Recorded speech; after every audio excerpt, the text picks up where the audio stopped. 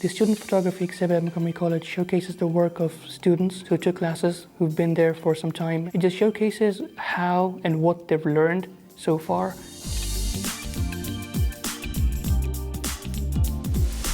It's an event where there's a show of student work that's juried by the photo department. The show has a variety of styles of photography. It has amazing work from various people and covers various genres of photography. It has personal work,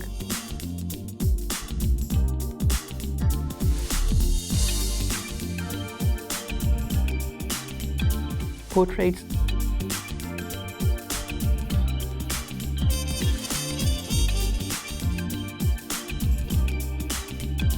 landscapes,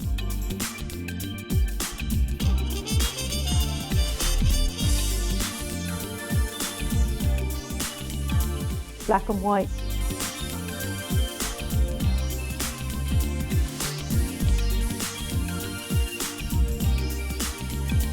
Colour.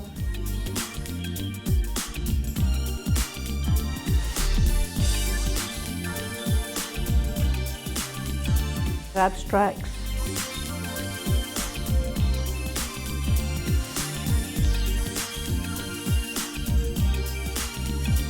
The cityscapes, townscapes.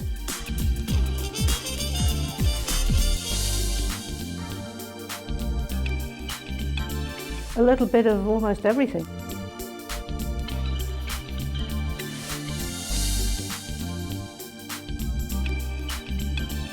The images in the show are very good.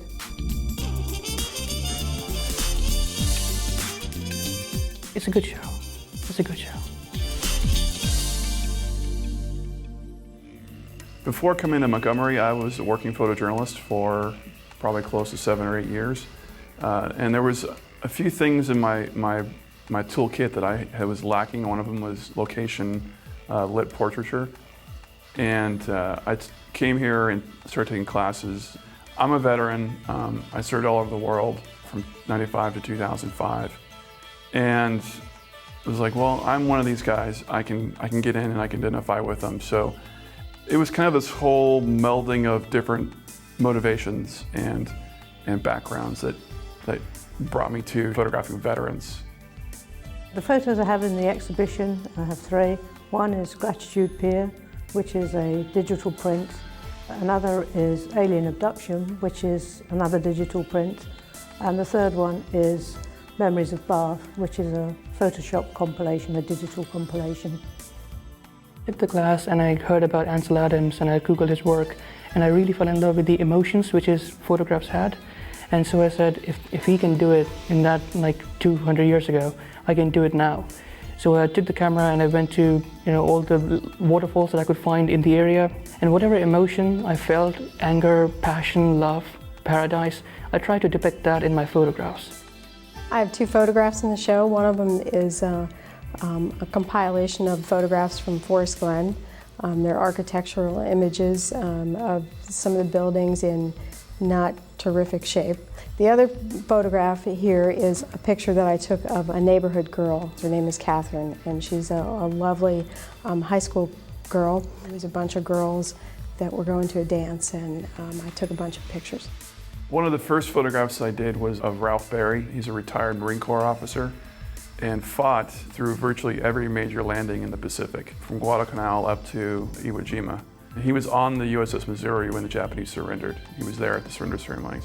But there's still something about him behind his eyes that struck me as those things are still with him, the sights he had seen are still with him. Bastogne is a picture of a World War II vet, but he was in the European theater. He's very happy, very go-lucky kind of guy who I guess is probably relishing the fact that he's gone through all that he's gone through and has come out of it okay, despite the scars. This was early one Sunday morning. It was very misty, almost like rain morning. I was actually staying over on the eastern shore. Went down to this pier. It was just such a beautiful morning. It was quiet, it was Sunday, there was nobody around, it was early. The light was so interesting. It was almost sort of a creamy green. So I tried to put a lit action on it to give it the sort of monotone colours without it being true black and white. That's what I did with it. My best work would probably, in the landscape area, would be Great Falls, because I went there every day for 60 or 70 days, early in the morning at 4 a.m. and I tried to find an area which most people have not been to. And one day I found this perfect spot and the photographs came out beautifully. The water looked exactly the way I wanted it. I think that has every emotion in it which I could possibly want to put in there. It was a long process of using the studio lights and really readjusting the light. She was sitting in a way that I was able to get the lights set up, and I kind of look at this photograph and I think of the girl with the pearl earring, Vermeer's painting, and I think that that's what it reminds me of. I felt very lucky to be able to get that shot. Vince is a portrait of a guy named Vince Covert, who was a sailor in the mid-70s, just after Vietnam. And he served in the Mediterranean on a gunboat. He just has this air about him that, I don't know, it's just this different air in how he carries himself that I liked. I titled it Cuba because what I do recall from our conversation when I photographed him was one of the jobs he had in the Air Force was his crew would fly 20 feet off the Caribbean as they tracked U-2 flights over Cuba during the Cuban Missile Crisis. I wanted to concentrate on the eyes. That was important to me because the eyes are the window into the soul. Memories of Bath was another assignment for just a Photoshop class. I had a selection of old film photographs that were into print of Bath that I'd taken when I'd lived there, but I'd also visited there since I'd been using a digital camera and taken some photographs. The prints I scanned into the computer and then I compiled them all together and put different textures on the different layers. It was something nice for me to do because I had all these pictures of Bath that probably together weren't that exceptional each one, but by amalgamating them into this one thing, I feel like I now have a nice piece of work. About my second photograph, Ithaca, New York State, I knew that there are beautiful falls all over the area. The one that I liked the most was Taghanic. And I went to the falls 4 days, again and again. And one day, by accident, I saw that there was a cool whirlpool of water. And the next day, I took my view camera and I went there, same spot. Thankfully, the weather was nice that day, so everything worked out for me. The photographs of Forest Glen, it was a matter of trying to get over there when the light was hitting in a really interesting way, and to be able to use the shadows and the light to my advantage. And that area is being redone, restored, and so it's close to where I live, and it's just a fascinating place, and I've really enjoyed taking pictures there. Stephen Nash was a guy I photographed down in Savannah, Georgia. He is retired Army. He did a couple of tours in Vietnam, and he worked mostly on Huey transport helicopters and Cobra attack helicopters. He had this toothpick in his mouth the entire time I was photographing him, and I framed it the way I did because the hat was also very prominent. You could tell he was very proud of the hat and the things that were on it and the things that they, represented. I didn't want him to remove the hat because the hat was, I think, the most important element of the picture, and the toothpick. Miss Kuhn is a former female Marine from World War II. She was stationed at the Pentagon and worked in the Casualty Notification Office and worked to get the telegrams that were sent out to the families of dead soldiers and Marines. The hand, it was kind of weird. It was a weird moment, and I just happened to catch it, and she was adjusting her hair. It was just a unique moment where it was an unguarded moment. A lot of people think this is a Photoshop compilation, but it's not. It's a true photograph.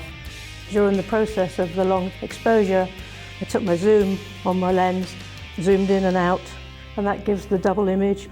It was such fun. My daughter and her friends were my models. I ended up using a neck curtain, and the thing on her head is like a poly bag that you send through the post, it's silver, and the eyes are masks that you wear when you're doing DIY. But it was real good fun, and I was very pleased with it. My third photograph is Damascus, Maryland, and I lived there. I was walking with friends in the Damascus Regional Park, and all of a sudden we came across this place where there was light everywhere, and one stone was shining so brightly that it was glaring on my face.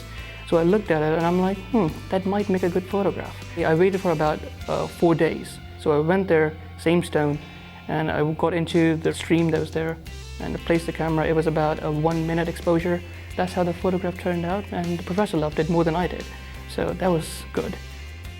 Hutch is a friend of mine now. I've known him for 6 years. Hutch was an Army journalist like myself. I met him via email in 2003 when he was in Iraq during the invasion. I asked him, how many tours did you do? And he said 3, and that's when he flashed his arm up. And he has this look in his face like he feels he's done a lot. And now that he's out, he's like, I'm done, and no one can ask any more of me. If I don't want to do it, I don't have to do it.